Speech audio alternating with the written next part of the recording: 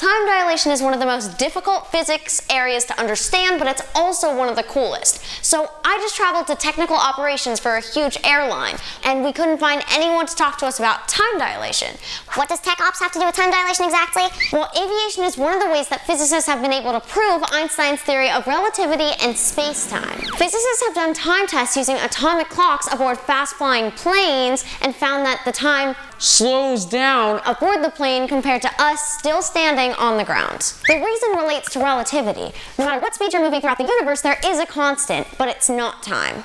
Time is actually in flux. The constant is actually the speed of light. No matter how fast you're moving or not moving, the speed of light always travels in a vacuum at 300,000 kilometers per second relative to you. And me and the man on the moon, if you believe they put a man on the moon, but that's an REM song and we don't need to go there. Think of it this way, everything bends around the constant speed of light. I know it's confusing and I just confused myself again, so let's flip it and reverse it.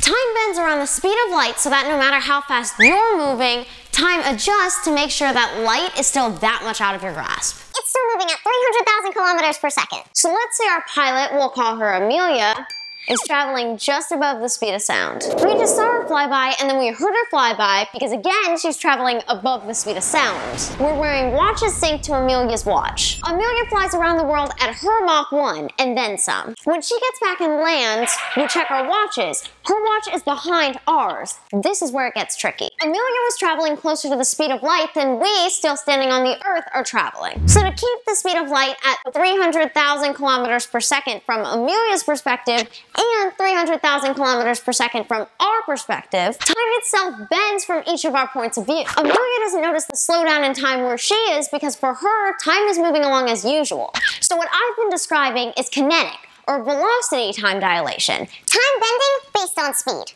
But there's a second type of time dilation called gravitational time dilation, which is obviously how the Little Mermaid fits into all of this. Time also bends around the gravity of massive objects, such as the Earth. In fact, time moves more slowly closer to the Earth's core than it does as you move up, and away from Earth's surface. Perhaps this is why Ariel from Disney's Little Mermaid stays so young while she's under the sea.